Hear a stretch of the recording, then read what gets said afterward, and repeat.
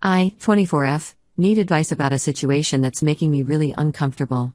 My boyfriend Jacob, 22M, and I have been dating for the past 2 years. We met during my senior year and his sophomore year in college. I was the teaching assistant for one of his classes, and though we couldn't date while I was his TA, we started going out right after the semester ended. Our relationship has been amazing until recently.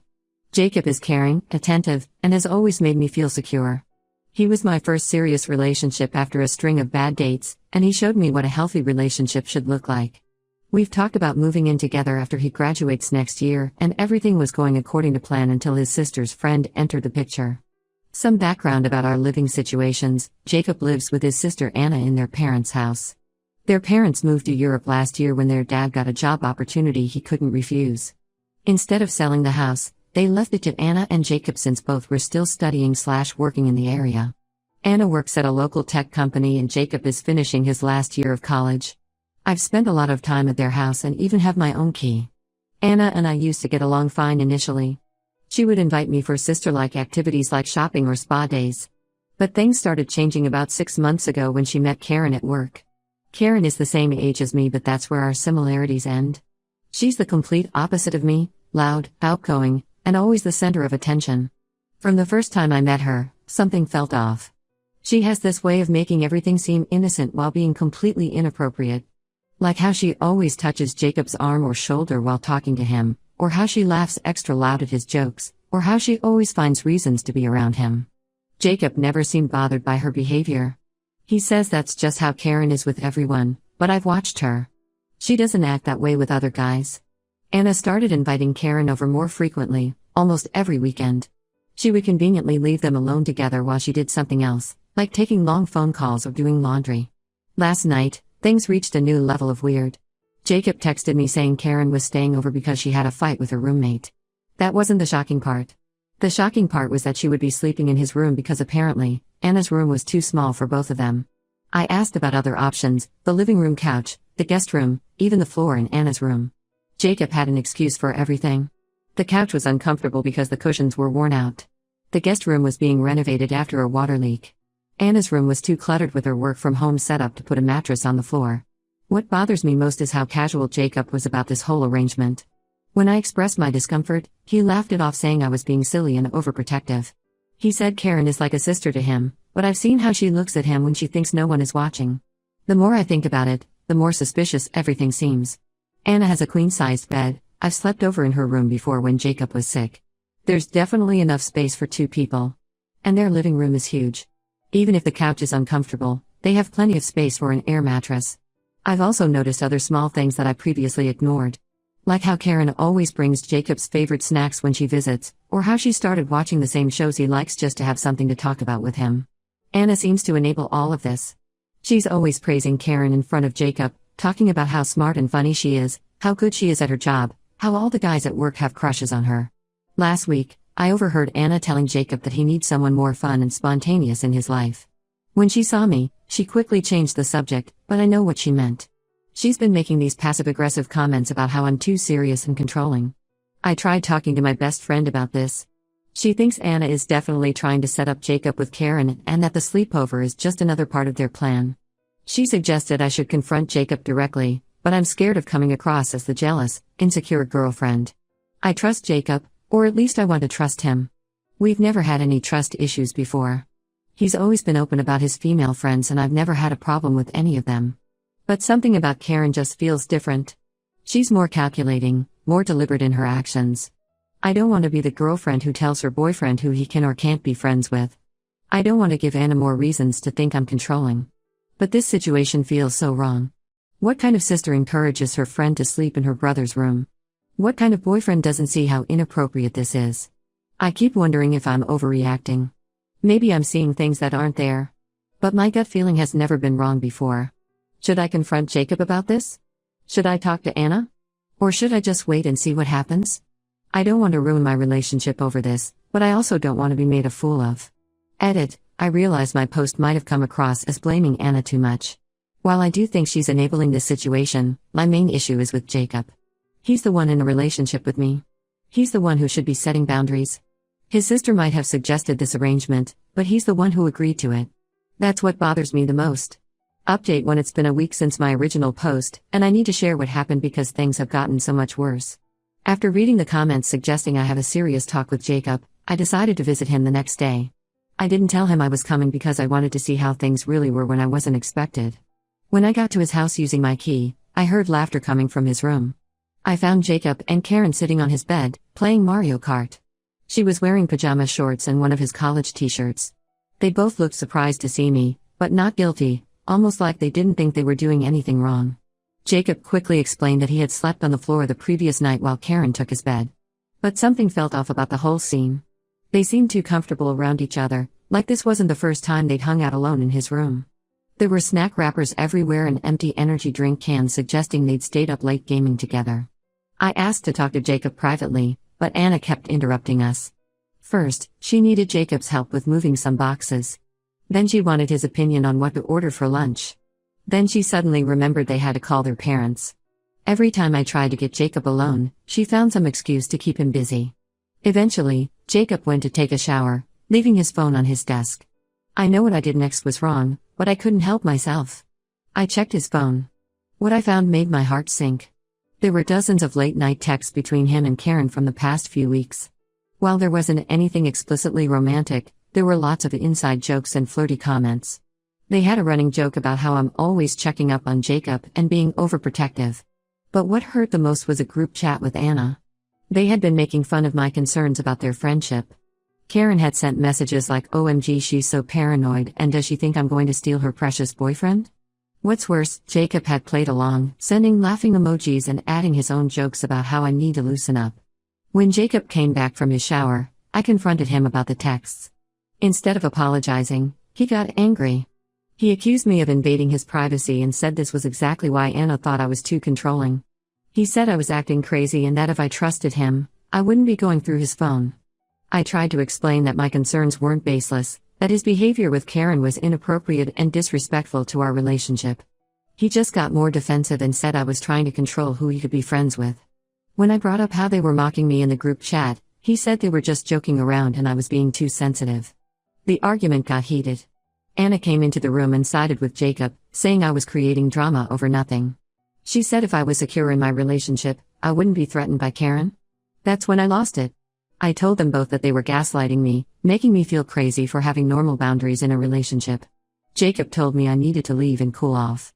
As I was walking out, I saw Karen smirking from the doorway of Anna's room. She had probably heard the whole fight.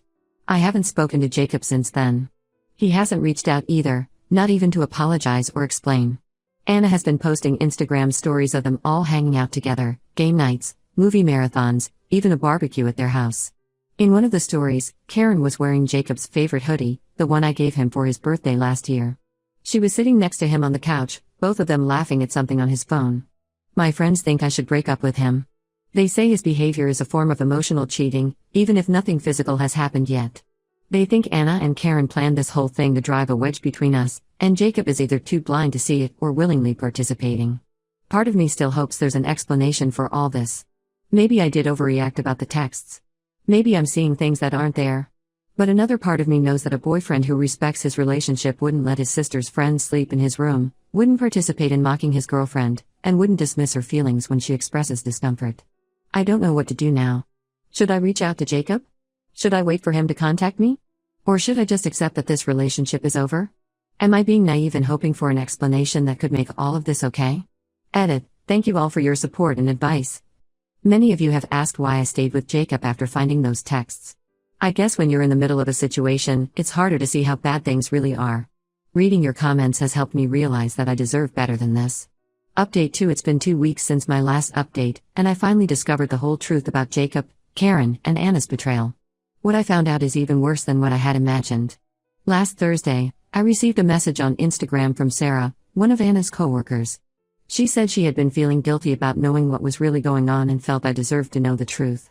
At first, I was skeptical, but then she started sharing details that only someone close to the situation would know. According to Sarah, this whole thing was carefully planned by Anna and Karen from the start. When Karen joined their company 6 months ago, she immediately noticed Jacob's picture on Anna's desk and kept asking about him. After learning he had a girlfriend, Karen didn't back off. Instead, she convinced Anna that she would be a better match for Jacob than me. Sarah shared screenshots of conversations from their work group chat. Anna and Karen had been plotting ways to make me look bad in front of Jacob for months. The sleepover wasn't a spontaneous event, it was just one of their many planned situations to create opportunities for Karen to get closer to Jacob. They had a whole strategy. Karen would act super friendly and harmless at first, just enough to make me uncomfortable but not enough for me to justify my concerns. Then she would slowly increase her flirting while Anna made comments about how I was too possessive and controlling. They knew I would eventually react, and they used my reactions to prove their point about me being insecure and jealous. But here's the worst part, Jacob wasn't an innocent victim in all this.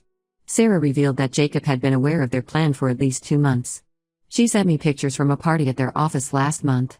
There were multiple photos of Jacob and Karen kissing in the parking lot. This happened while he was still with me, while he was still telling me I was paranoid and imagining things. The photos were timestamped 3 weeks ago, right around when Karen started staying over more frequently. There were also screenshots of conversations where Jacob actively participated in their plans, suggesting ways to make me feel insecure without being too obvious about it. When I confronted Jacob with all this evidence, his response made me sick. Instead of apologizing, he turned it around on me. He said my suspicious nature and controlling behavior had pushed him towards Karen. He claimed Karen understood him better and didn't try to restrict his freedom like I did.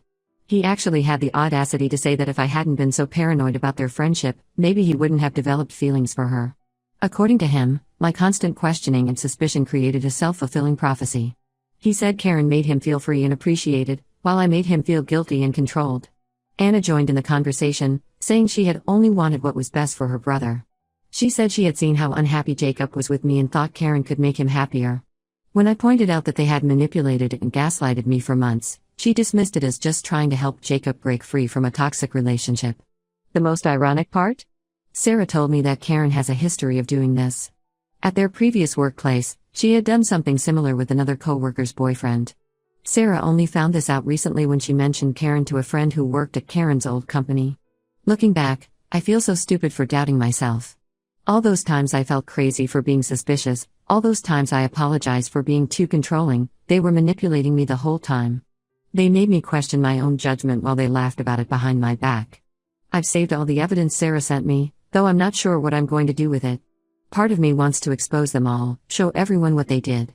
But another part of me just wants to move on and forget this whole nightmare ever happened. Either way, at least now I know the truth. I wasn't crazy, paranoid, or controlling. My instincts were right all along. I just wished I had trusted them sooner. Edit, many of you are asking why I haven't exposed them yet. I'm still processing everything and deciding what to do next. But don't worry, I won't let them get away with this. Update 3. It's been 3 months since my last update, and a lot has changed. After Jacob blamed me for his cheating, I blocked him, Anna, and Karen on all social media. Jacob tried to reach out through mutual friends, sending messages about how he had made a mistake and wanted to talk. I refused to engage. Some of our mutual friends chose sides, most supported me after learning the truth, but a few sided with Jacob, saying I should have been more understanding.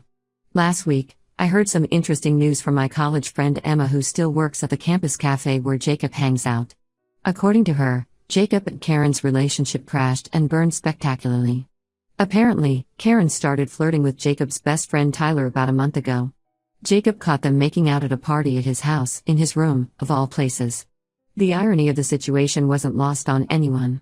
The same guy who told me I was too suspicious and controlling caught his new girlfriend cheating on him in the exact same room where this whole mess started. From what Emma told me, Jacob caused a huge scene at the party, shouting about how Karen had betrayed him and how Tyler was never really his friend. The aftermath has been messy. Anna is stuck in an awkward position at work since Karen is still her coworker. She tried to get Karen transferred to a different department, but their manager refused to get involved in personal drama. Now Anna has to see Karen every day, knowing she hurt her brother the same way she helped hurt me. Sarah, who originally exposed their plot to me, told me that Karen has been telling everyone at work that Jacob was too clingy and possessive, the exact things he accused me of being. Apparently, she's been complaining about how he constantly checked her phone and questioned her about male friends. Karma really does come around. I heard Jacob tried to reach out to me again after this happened, probably looking for sympathy or trying to apologize now that he knows how it feels. I maintained my no-contact policy. My life has moved in a different direction now. I graduated and got a job offer in a different city. The distance has helped me gain perspective on everything that happened. Sometimes I still think about how differently things might have turned out if Jacob had been honest from the start, or if I had trusted my instincts sooner. But then I remember their betrayal, the screenshots, the photos, the gaslighting, and I'm grateful I discovered their true colors before things got more serious. The whole experience taught me valuable lessons.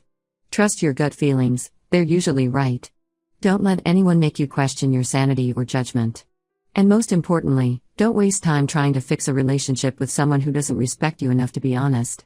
Emma says Jacob has been telling people he regrets everything and wishes he could take it all back. Anna apparently isn't speaking to Karen anymore and has been trying to rebuild relationships with family members who cut her off after learning what she did.